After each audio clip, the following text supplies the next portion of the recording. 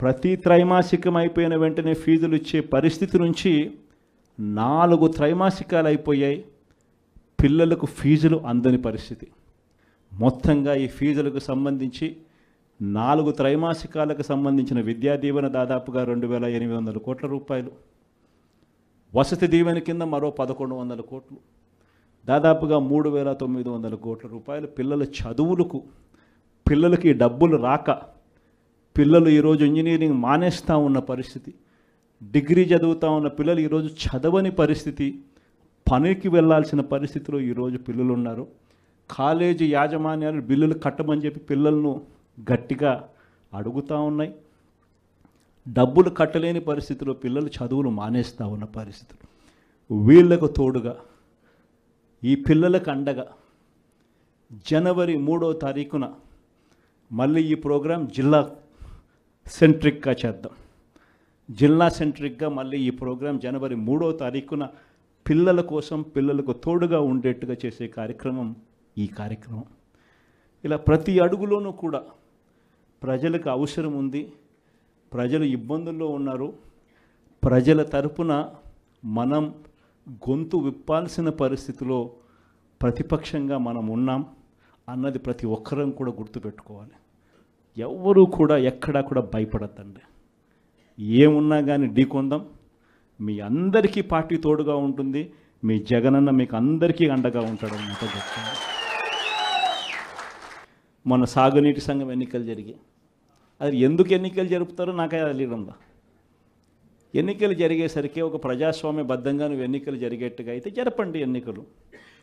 అంతే తప్ప నుంచి నువ్వు నీ రైతులకు, నీ వాళ్లకు మాత్రమే ఎన్ఓసీలు ఇస్తారు, ఆర్ నో డ్యూ సర్టిఫికెట్లు ఇస్తారు.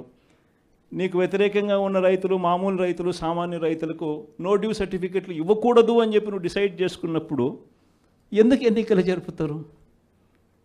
గ్రామ స్థాయిలో ఇవ్వాల్సిన, సచివాలయ స్థాయిలో ఇవ్వాల్సిన విఆర్ఓలు, సచివాలయ స్థాయిలో ఇవ్వాల్సిన నో డ్యూ సర్టిఫికెట్లు సచివాలయ స్థాయిలో ఇవ్వకుండా మండల స్థాయిలోకి వాళ్ళందరినీ తీసుకొని వెళ్ళి ఆ సచివాలయాల్లో ఎవరు విఆర్ఓలు లేకోకుండా మండలాల్లో ఉండేట్టుగా చేసి పోలీసులను కాపలా పెట్టుకొని చేతుల పైకి ఎత్తిచ్చి ఎన్నికలంట. ఎందుకు ఈ ఎన్నికలు జరుపుతారు?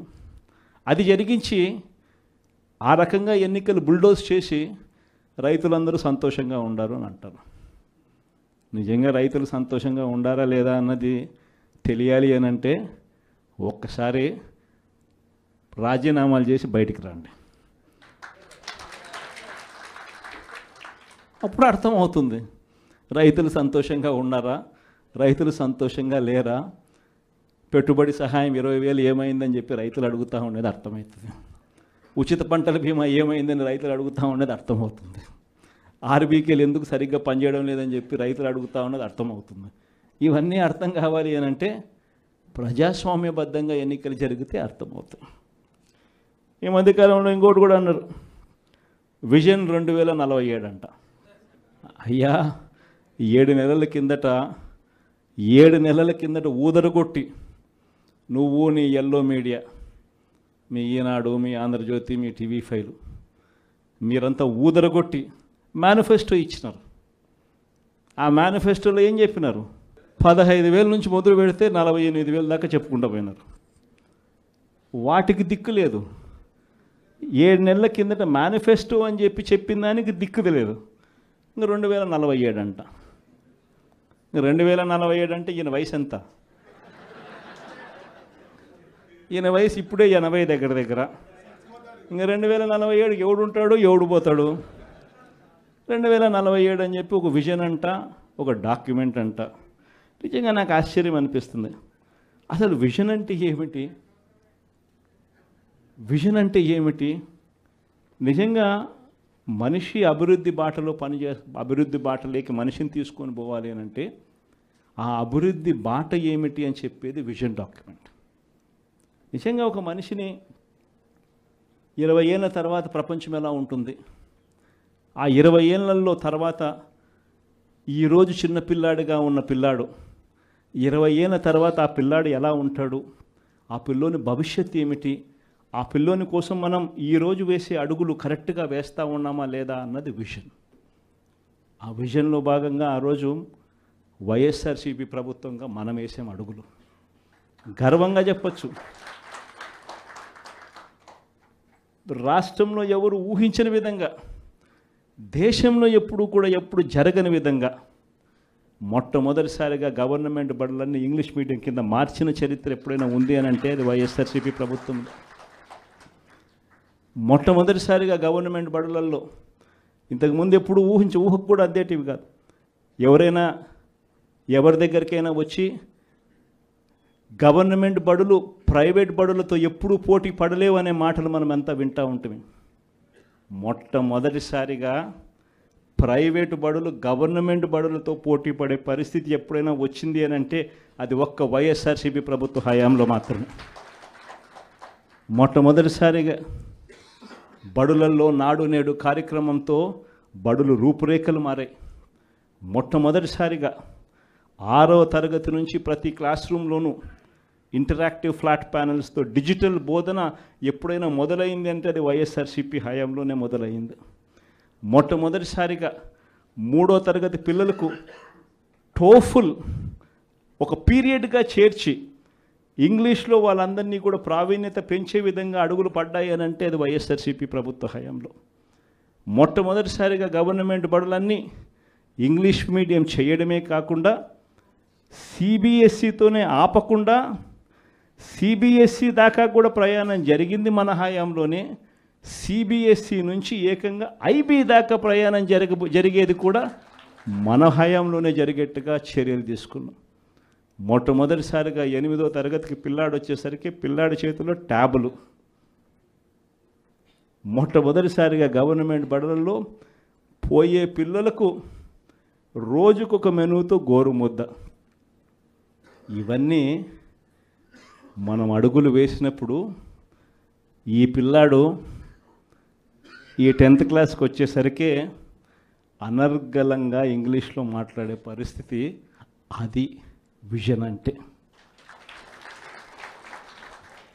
హైయర్ ఎడ్యుకేషన్లో ఎప్పుడు చూడని విధానం, ఊహకు కూడా ఎవరికి అందల. మన డిగ్రీలు చదువుకుంటే ఉద్యోగాలు రావు, మన డిగ్రీలను ఇంకా బెటర్గా చేయాలి అని తలంచుతో మొట్టమొదటిసారిగా ఎడెక్స్ అనే సంస్థను తీసుకొని వచ్చి మొట్టమొదటిసారిగా ఆన్లైన్ వర్టికల్స్ తీసుకొని వచ్చి మొట్టమొదటిసారిగా ఆ వర్టికల్స్కు సర్టిఫైడ్ చేసినాం. అంటే మన డిగ్రీ చదువుతా ఉన్న పిల్లాడు ఆయనకు నచ్చిన కొన్ని కోర్సులు స్టాన్ఫర్డ్, హార్వర్డ్, ఎల్ఎస్సి, ఎంఐటి వంటి పెద్ద పెద్ద యూనివర్సిటీలు, విదేశీ యూనివర్సిటీల దగ్గర నుంచి వాళ్ళు కోర్సులు ఆఫర్ చేస్తారు ఆన్లైన్లో. మన పిల్లలు ఆ కోర్సులు ఇక్కడ తీసుకుంటాడు, తీసుకొని ఆ ఎగ్జామ్ రాస్తాడు, రాసిన ఆ ఎగ్జామ్కు ఆ యూనివర్సిటీ సర్టిఫికెట్ ఇస్తుంది. ఆ సర్టిఫికెట్ మన కరికులంలో భాగమవుతుంది. మన డిగ్రీ తీసుకున్న పిల్లోడు బయటకు వచ్చేసరికి ఆ పిల్లానికి 4-5 రకాల కోర్సుల్లో ఒక ఆక్స్ఫర్డ్ సర్టిఫికెట్, ఒక ఎల్ఎస్సి సర్టిఫికెట్, ఒక ఎంఐటి సర్టిఫికెట్, ఒక స్టాన్ఫర్డ్ సర్టిఫికెట్తో పాటు తన డిగ్రీ తన చేతికి వస్తుంది. అంటే రిస్క్ మేనేజ్మెంట్ కోర్సు ఎల్ఎస్సి ఇస్తుంది సర్టిఫికెట్,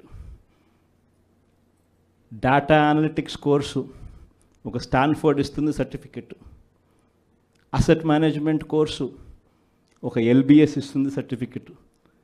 ఇలాంటి సర్టిఫికెట్లతో పిల్లాడు బయటకు వచ్చి తన డిగ్రీ పొంది తన అప్లికేషన్ పెట్టుకుంటే ఎలాంటి ఉద్యోగాలు వస్తాయి అన్నది ఆలోచన చేసి ఆ పిల్లలకు విద్యా దీవెన, వసతి దీవెనతో సహా ఇవన్నీ ఏర్పాటు చేయడం అన్నది విజన్ అంటారు. వైద్యం కోసం ఏ పేదవాడు అప్పుల పాలయ్యే పరిస్థితి రాకూడదని, చదువులు వైద్యం ఈ రెండే మనిషిని అప్పుల పాలు చేసే పరిస్థితిలోకి నెట్టేస్తుందని, ఆ పరిస్థితి ఎప్పుడు రాకుండా చెయ్యాలి అని చెప్పి తాపత్రయపడి ఆరోగ్యశ్రీ పరిధిని ఏకంగా 3,300 ప్రొసీజర్లకు తీసుకొని పోయి ఏకంగా 25 లక్షల దాకా ప్రతి పేదవాడికి ఉచితంగా ఆరోగ్యశ్రీ అందేట్టుగా చేసి ప్రతి గవర్నమెంట్ హాస్పిటల్లోనూ నాడు నేడు పనులతో ఆ హాస్పిటల్ రూపురేఖలన్నీ మార్చి ప్రతి గవర్నమెంటు హాస్పిటల్లోనూ 0 వేకెన్సీ పాలసీ తీసుకొని వచ్చి జాతీయంగా చూస్తే స్పెషలిస్ట్ డాక్టర్ల కొరత 61%, 61% ఉంటే మన రాష్ట్రానికి వచ్చేసరికి స్పెషలిస్ట్ డాక్టర్ల కొరత మన రాష్ట్రంలో కేవలం 4% లోపే. 0 వేకెన్సీ పాలసీ తీసుకొని వచ్చి